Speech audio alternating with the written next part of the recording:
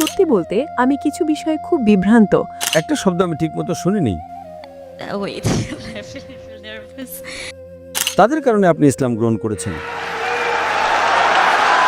আমি ভারতের প্রধানমন্ত্রী মোদীকে ধন্যবাদ জানাই, তার কারণে আমি মালয়েশিয়া হিজরত করেছি। সবাইকে শুভ সন্ধ্যা। আমার নাম জুডি, আমি ফিলিপিন্স থেকে এসেছি। আমার কিছু প্রশ্ন আছে, তবে তার আগে আমি একটু নিজের কথা বলতে চাই। আমি একটি খ্রিস্টান পরিবারে জন্মগ্রহণ করেছি এবং সেভাবেই বড় হয়েছি। কিন্তু সত্যি বলতে আমি কিছু বিষয়ে খুব বিভ্রান্ত, কারণ আমি বিভিন্ন চার্চে গিয়েছি। সেই চার্চগুলোর মধ্যে একটিতে আমাকে বলা হয়েছিল নিরাপত্তার জন্য টাকা দিতে হবে। হ্যাঁ, এটা আমার আগের অভিজ্ঞতা। তারা নিরাপত্তার অজুহাতে টাকা চাইছিল। এরপর যখন তারা জানতে পারে যে আমি বর্তমানে ওমানে আছি এবং এখানে আমার একটি চাকরি আছে, তখন তারা আমার সোশ্যাল মিডিয়া অ্যাকাউন্টে যোগাযোগ করে। আরও টাকা দেওয়ার জন্য আমাকে বারবার কল করতে থাকে, এই বলে যে এতে নাকি আমার নিরাপত্তা আরও বেশি নিশ্চিত হবে।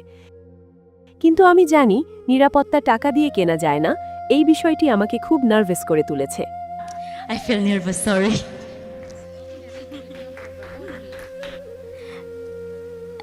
Wait, I feel nervous. ওকে, সময় নিন, কোনো সমস্যা নেই, চিন্তা করবেন না। এবং আমি জানি নিরাপত্তা ওপর থেকে আসে, ঈশ্বরের কাছ থেকে একমাত্র। এবং রুটি ও মদের বিষয়েও তারা আমাদের রুটি খাওয়ায়। তারা বলে এই রুটি নাকি যিশুর শরীর, আর তারা আমাদের মদ পান করায়, কারণ তারা বলে এটি যিশুর রক্ত। কিন্তু আমার জানা মতে রুটি তো রুটি আর মদ তো মদই। তাই আমার প্রশ্ন হলো, কুরআনে বলা হয়েছে যখন যিশু অর্থাৎ ঈসা আলাইহিসসালাম আবার ফিরে আসবেন, তখন তিনি সব শূকর হত্যা করবেন।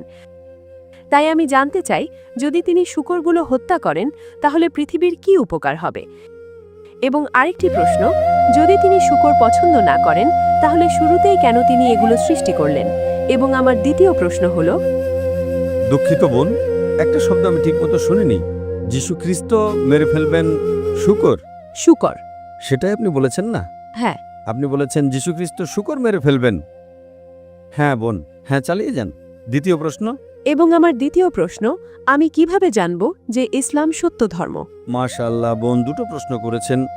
প্রশ্নের উত্তর দেওয়ার আগে তিনি বলেছেন যে লোকেরা তার কাছে নিরাপত্তার জন্য টাকা চাইছিল এবং তারপর তিনি উপলব্ধি করলেন আল্লাহ রক্ষাকর্তা। তাই আজ আপনাকে সেই লোকেদের ধন্যবাদ দিতে হবে যারা আপনার কাছে নিরাপত্তার জন্য টাকা চেয়েছিল। তাদের কারণে আপনি ইসলাম গ্রহণ করেছেন। যেমন আমি ভারতের প্রধানমন্ত্রী মোদীকে ধন্যবাদ জানাই, তার কারণে আমি মালয়েশিয়া হিজরত করেছি।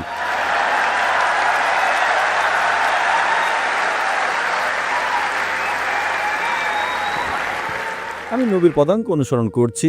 আমি আমার প্রধানমন্ত্রী মোদীকে অভিশাপ দেই না। আমি দোয়া করি আল্লাহ তাকে হেদায়েত দান করুন।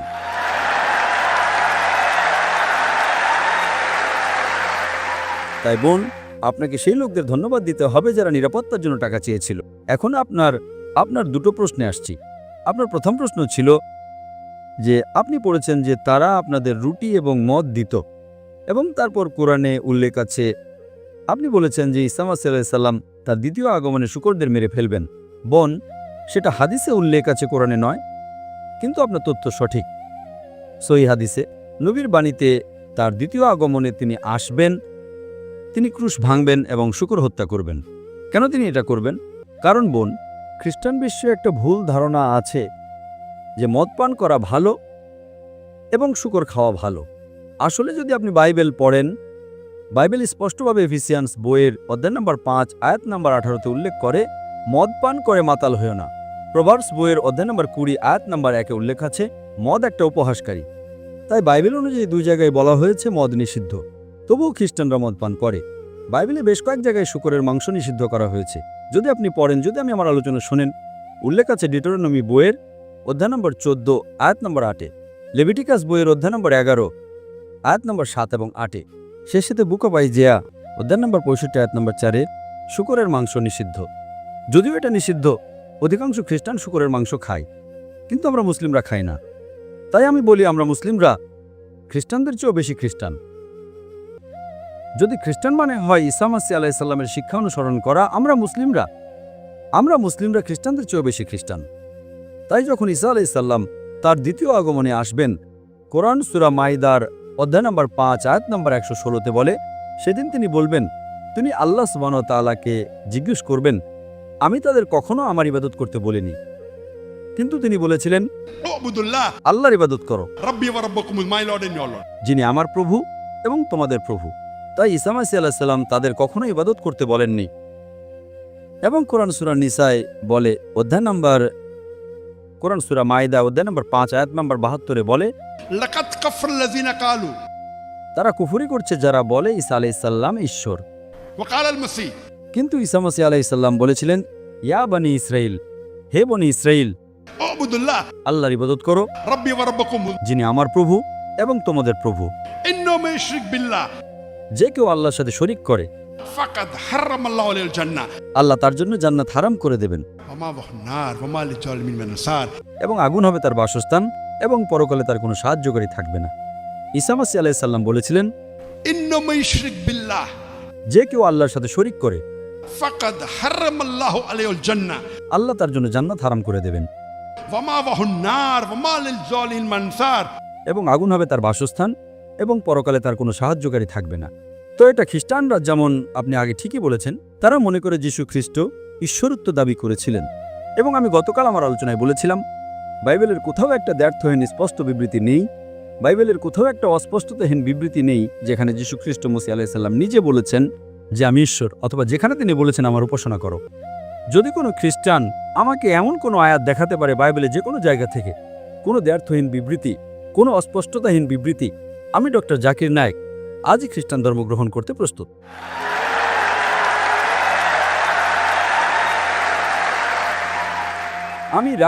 আমি আমার মাথা গিলোটিনে রাখছি। আমি অন্য মুসলিম ভাইদের পক্ষ থেকে কথা বলছি না, তারা হয়তো তুলনামূলক ধর্মের ছাত্র নন। তাই যে কারণে আল্লাহ সুবহানাহু ওয়া তাআলা ঈসা আলাইহিস সালামকে উঠিয়ে নিয়েছেন, আল্লাহ সূরা নিসা অধ্যায় নম্বর 4 আয়াত নম্বর 157-তে বলেন, ওয়া মা কাতালুহু ওয়া মা সালাবুহু, তারা তাকে হত্যা করেনি এবং ক্রুশবিদ্ধও করেনি, এটা শুধু সেরকম দেখানো হয়েছিল। ইল্লা তিবাসান, এবং যে কেউ দ্বিমত পোষণ করে তারা অনুমানে পূর্ণ, কারণ তারা তাকে হত্যা করেনি। আয়াত নম্বর 158 সূরা নিসা অধ্যায় নম্বর 4 বলে, এবং আল্লাহ তাকে জীবিত উঠিয়ে নিয়েছেন। কেন আল্লাহ তাকে জীবিত উঠিয়ে নিলেন? কারণ তিনি সমস্ত নবীদের মধ্যে একমাত্র নবী ছিলেন যার অনুসারীরা সামগ্রিকভাবে ভেবেছিল তিনি ঈশ্বরত্ব দাবি করেছিলেন। অন্য সব নবীরাই মারা যাওয়ার আগে তাদের অনুসারীরা একমত হয়েছিল যে তিনি আল্লাহর একজন নবী ছিলেন। তিনি একমাত্র নবী ছিলেন যার অনুসারীরা সামগ্রিকভাবে ভেবেছিল তিনি ঈশ্বরত্ব দাবি করেছিলেন। তাই আল্লাহ তাকে তার দ্বিতীয় আগমনে জীবিত উঠিয়ে নিয়েছেন খ্রিস্টানদের কাছে পরিষ্কার করার জন্য যে তিনি কখনো ঈশ্বর দাবি করেননি, এবং প্রমাণ করার জন্য যে তিনি ক্রুশ ভাঙবেন এবং শূকর হত্যা করবেন। তিনি ক্রুশ ভাঙবেন এবং শূকর হত্যা করবেন, মানে তাকে ক্রুশবিদ্ধ করা হয়নি। কেন ক্রুশকে সংকেত হিসেবে ব্যবহার করছো? এবং আপনি জিজ্ঞেস করেছিলেন ঈশ্বর শূকর সৃষ্টি করার কারণ কি ছিল। আপনি ওই প্রশ্নটা করেছিলেন না? ঈশ্বর শূকর সৃষ্টি করার কারণ কি ছিল? যাতে যীশু খ্রিস্ট তাকে হত্যা করতে পারেন। দেখেন, ঈশ্বরের সবকিছুর একটা উদ্দেশ্য আছে। এটা নয় যে খিঞ্জির বা শূকরের মাংস খাওয়া আমাদের জন্য নিষিদ্ধ, কিন্তু এর মানে এটা নয় যে সবকিছুর একটা উদ্দেশ্য আছে। জানেন, সাধারণত আপনি যখন গ্রামে যান, তাদের আমাদের মতো আধুনিক টয়লেট থাকে না। আপনি যখন গ্রামে যান, আপনি যখন প্রকৃতির ডাকে যান, আপনি ফিরে আসেন, শূকর গিয়ে সব পরিষ্কার করে দেয়। ঈশ্বর যা সৃষ্টি করেছেন এটা তার মধ্যে সেরা আবর্জনা ভক্ষক, স্ক্যাভেঞ্জার। এর উদ্দেশ্য আছে। আল্লাহ জানতেন যে খ্রিস্টানরা শূকর খাবে। আল্লাহ জানতেন যীশু খ্রিস্ট আসবেন ইনশাআল্লাহ এবং শূকর হত্যা করবেন, একটা নিদর্শন হিসেবে দেখাতে যে তিনি কখনো ঈশ্বর দাবি করেননি, একটা নিদর্শন হিসেবে দেখাতে যে আপনারা যা করছেন তা ভুল। এখন আপনার দ্বিতীয় প্রশ্নে আসছি, আপনি কিভাবে জানবেন যে ইসলাম সত্য ধর্ম? বোন, আপনি এখন দেখতে পেলেন বোনেরা আনন্দে পূর্ণ ছিল, বোনেরা কাঁদছিল। এটা মহান ঈশ্বরের কাছ থেকে আসছে। প্রধান বিষয় হলো বোন, যে একজন মানুষ কিভাবে নিশ্চিত হতে পারে তার বিভিন্ন কারণ আছে। কেউ যুক্তিতে নিশ্চিত হয়, কেউ লজিকে, কেউ আজান শোনে তাদের ভালো লাগে, কেউ কোরআন শোনে। শত শত বিভিন্ন কারণ আছে, কিন্তু সবচেয়ে সাধারণ কারণ, যেমন আপনি ঠিকই বলেছেন, তা হলো তাওহীদ। যেমন আপনি ঠিকই বলেছেন, রক্ষাকর্তা মালিক কে? আল্লাহ। আল্লাহই রক্ষাকর্তা।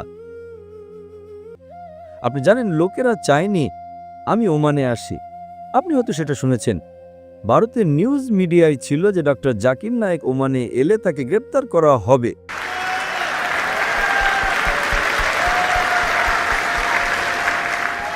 আল্লাহ রক্ষা করবেন, এটা সাহায্য করেছে। হয়তো শ্রোতা আরও বড়, মানুষ চ্যানেলে দেখছে। আমরা চ্যানেলে লাইভ দেখাতে যাচ্ছিলাম না, এখন আমরা পিস টিভিতে লাইভ দেখাচ্ছি, যাতে মানুষ জানে যে আমি এখানে বক্তব্য দিচ্ছি।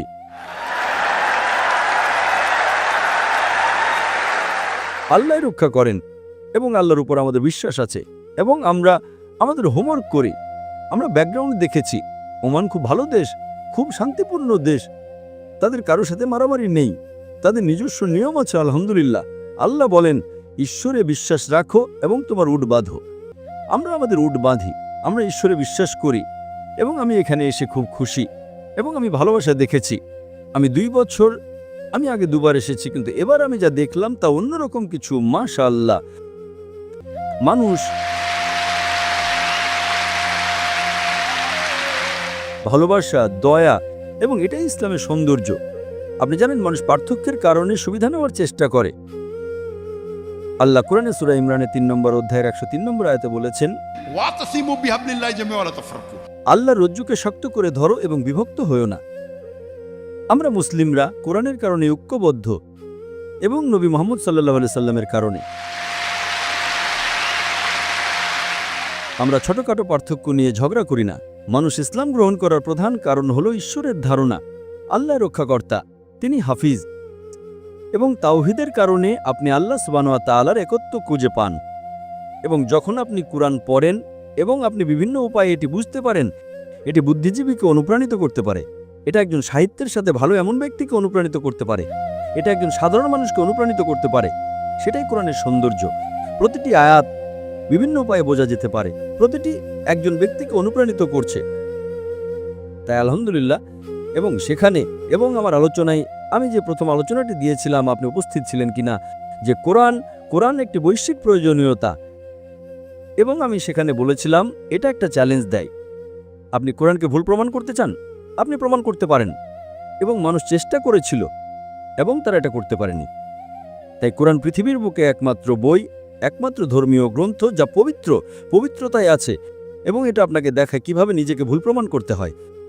মানুষ এটা করতে পারে না, এবং আল্লাহর দৃষ্টিতে গ্রহণযোগ্য একমাত্র ধর্ম হলো ইসলাম। সূরা ইমরান অধ্যায় 3 আয়াত 85, যদি কেউ ইসলাম ছাড়া অন্য কোনো ধর্ম চায় তা তার কাছ থেকে কখনোই গ্রহণ করা হবে না এবং সে ক্ষতিগ্রস্তদের অন্তর্ভুক্ত হবে। আশা করি এটা প্রশ্নের উত্তর দিয়েছে বোন। Thank you. Most welcome.